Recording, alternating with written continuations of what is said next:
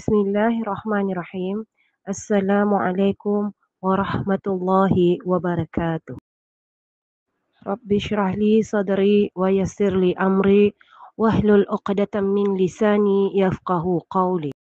Pelajaran kita hari ini ialah pelajaran muamalat buka muka surat 33. Muka surat 33. Tajuk pelajaran ialah syarat ijab dan qabul. Syarat ijab dan qabul. Objektif pelajaran ialah di akhir pengajaran, murid dapat menjelaskan syarat ijab dan qabul dengan betul. Di akhir pengajaran, murid dapat menjelaskan syarat ijab dan qabul dengan betul. Syarat ijab dan qabul ada 6. Syarat ijab dan qabul ada 6. Syarat ijab dan qabul yang pertama ialah hendaklah ijab itu diikuti oleh kabul dengan segeranya. Hendaklah ijab itu diikuti oleh kabul dengan segeranya. Maksudnya, ijab dan kabul yang diselangi di antara keduanya oleh perkataan-perkataan lain yang tidak kena mengena dengan akad jual beli, hukumnya tidak sah.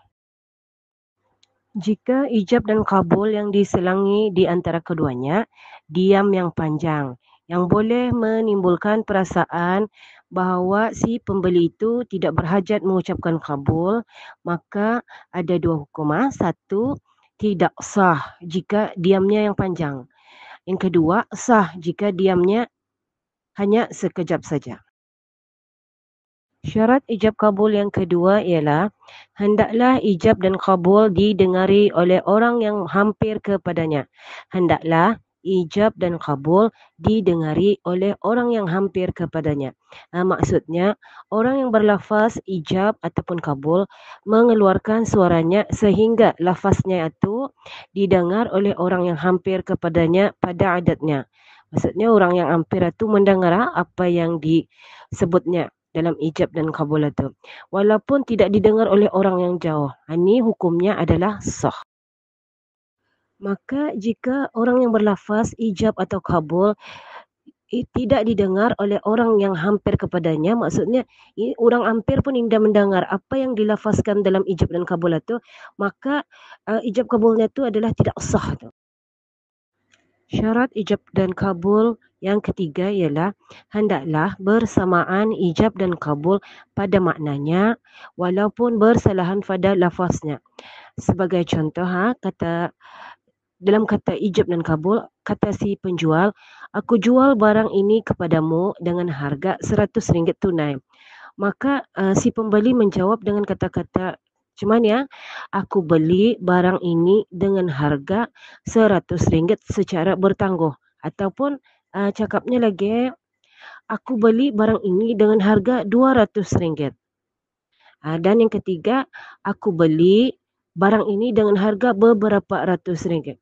Ini nyataan dah sama. Sedangkan si penjual menjual dengan harga 100. Tetapi dan juga ia mengatakan tunai. Tetapi si pembeli mengatakan dengan jawapannya antara bertangguh ataupun diubahnya harga barang itu. Dalam hal ini tidak sahnya kerana ijab dan kabulnya tidak bersamaan pada maknanya. Faham? Tidak sah kerana indah sama ni, berlainan ni pada maknanya tu. Ijab dan kabul itu tidak bersamaan pada maknanya.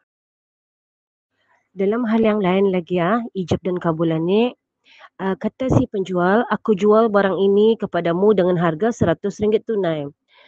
Sekali kata si pembeli, aku terima dengan harga RM100 tunai. Ini sah ni. Pasal sama. Dan ada lagi satu contoh, aku berikan kepadamu barang ini dengan harga RM5. Kata si penjual. Pembelian ni menjawab, aku beli barang ini dengan harga RM5. Ini pun sah.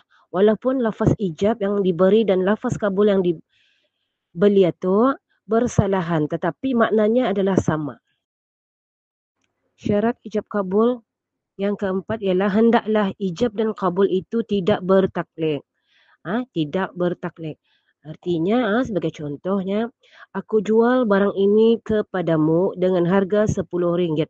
Jika Hasan datang, ini berarti Tidak sah ni ia berjual barang ni kalau sekiranya si Hasan itu datang. Berarti kalau Hasan ni dah datang, indah dia jadi menjual. Ini ijab dan kabulnya ni tidak sah. Syarat ijab dan kabul yang kelima ialah hendaklah ijab dan kabul itu tidak disyaratkan waktunya. Sebagai contoh, aku jual barang ini kepadamu dengan harga RM1 selama sebulan. Ia bagi syarat ni. Selama sebulan saja ia menjual barang itu. Dan yang kedua lagi, aku jual barang ini kepadamu dengan harga RM2 sepanjang bulan Ramadan. Berarti ini dalam hal ini tidak sah ni pasal disyaratkannya hanya sebulan dan sepanjang bulan Ramadan. Berarti kalau habis selama sebulan atau bulan Ramadan, artinya barang itu bukan lagi milik si pembeli.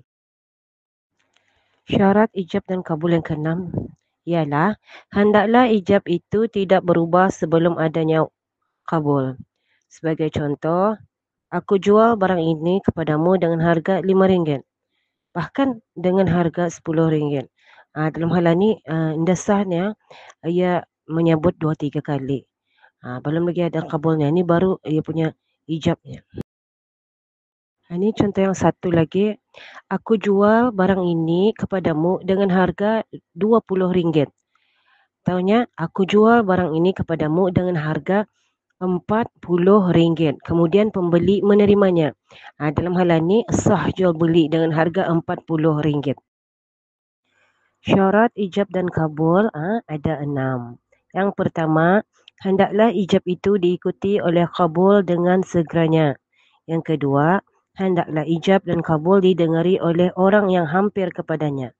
Ketiga, hendaklah bersamaan ijab dan kabul pada maknanya walaupun bersalahan pada lafaznya. 4.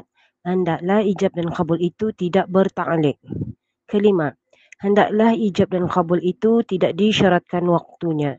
Dan yang keenam, hendaklah ijab itu tidak berubah sebelum adanya kabul. Alhamdulillah, sampai sini saja. Semoga anak-anak murid dapat memahami penerangan yang serba ringkas ini. Assalamualaikum warahmatullahi wabarakatuh.